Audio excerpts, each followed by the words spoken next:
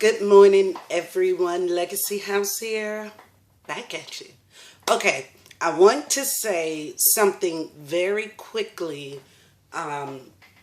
for those that have vision, that have a dream, that have a goal in mind as to starting a business or ministry or family. It doesn't matter.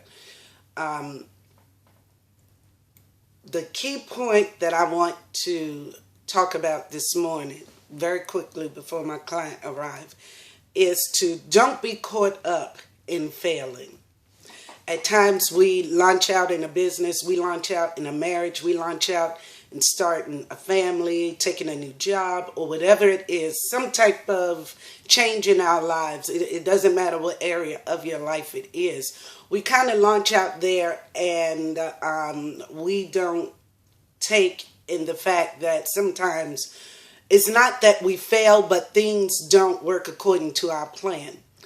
What I come to address this morning and tell you very quickly is don't get caught up in the failure. A lot of times failure is a part of success.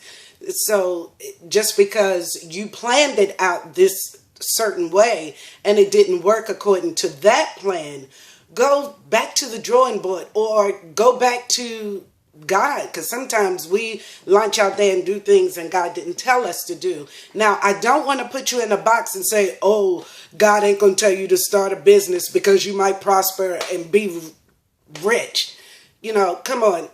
I'm not saying that. But what I am saying is we have to pray about whatever decision, life change decision that we have to make.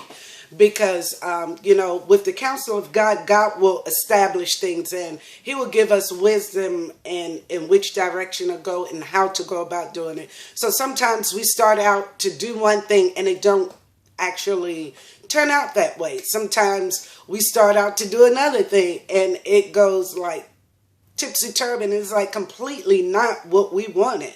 So don't worry about the failure at times because there's always a blessing in it. You learn from your mistakes and you keep moving. You never stop because things don't go according to the way you planned it out. You go back to the drawing board, regroup, and keep it moving. Don't stop. Don't stop chasing after the thing that you desire or the thing that you love, especially when it comes to business. Don't allow people to kill your dreams and to be dream stealers, because sometimes our mouths just go too much and we tell people the visions that God has given us about our vision, about our lives, or the things that we have in our heart, and people begin to speak death. They don't want you to succeed, and a lot of times is unfortunately family members, is friends, is people that we only jobs with, that we just talk too much. Sometimes it's not good to tell your vision. So I'm not saying don't say it, but what I am saying is use a lot of wisdom when it comes to telling people your dreams and your aspirations, because you want it to come to pass.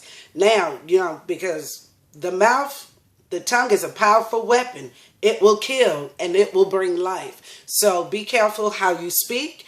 And be careful what you tell, because people speak death over you and it will manifest. If you believe it, it'll manifest.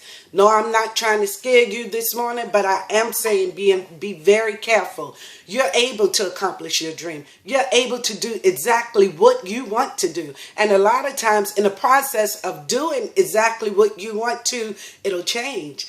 God will set you on another course. So where you think you're establishing this relationship or this business or this ministry, God will build something else in the midst of that. So it's important to be sensitive to God and the Spirit of the Lord and follow where He leads.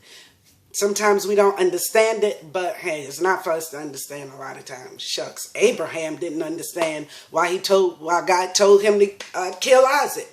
But even in the midst of that, God was teaching him a lesson. Our job is to be obedient. And in the midst of being obedient, the purpose of God will unfold right before us. And it's a lot of times never what we expected it.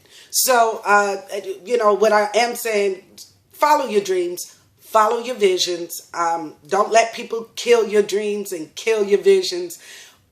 Build upon that, and as you build upon that and do the next step, I'm not saying you're going to see the whole pattern before you begin, but if you can just take the next necessary step, you'll be able to see the next step and the next step.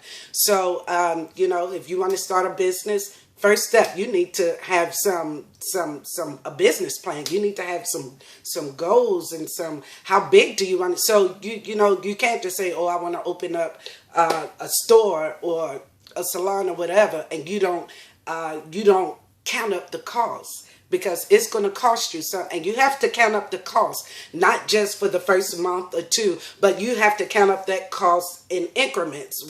Whether it's in three quarters in a year, or 2 quarters, or make sure you have a plan for that whole year that you can sustain your business on, just in case it doesn't flourish the way you want it to. So it's always a plan that you have to have in place before you actually go out there and open up your store. So just be mindful of that, and keep the plan and the pattern of God clearly and freshly in your mind, because when you do, you will never fail. Although things don't work out the way we want them to a lot of times, don't worry about it. God is always unfolding and working another plan out. Always. So be sensitive to the Spirit of God when He's telling you to move and do something, because it's always a blessing, and it's most of the time for someone else and not yourself. We're blessed because we bless someone else. So also keep that in mind. Today is going to be great. I am so excited for you. I am so excited about what God is doing in your lives. I am so excited about the new passion and the new relationship for us, for those of you that are not saved and you have not received salvation. Let me tell you, it's the most important decision you will ever make in your life. Regardless if you're going to get married, you're going to build a new house, where you're going to live, it don't matter. The choice where you're going to spend your eternal resting place at is the most important decision you will ever make. So choose life today. I choose the non-smoking section, not the smoking section. I got that from my husband. Love you. So, choose life, choose God, and when you choose God, His plan will unfold. Will it be easy every day? Absolutely not. So that's why we have people and teachers and pastors and co-laborers in Christ to keep us encouraged and to keep us moving forward. Because every time we don't wake up with the birds chirping at our windows, but we wake up with a mindset that today is going to be a good day. Shake off any negativity, roll out of the bed, thank God anyway, and begin to decree and create a good day for yourself. It works. The word works when you work it. You speak the word that it's going to be a fabulous day. It's going to be great.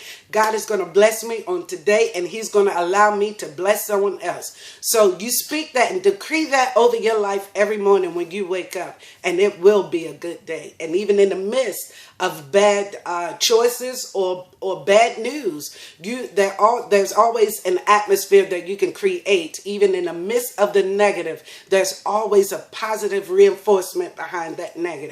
So go out, shine your awesomeness, radiate the glory and light of God, because somebody will be blessed because of you. Till the next time, love, peace, and glory, grace. Have a phenomenal day, folks. Adios.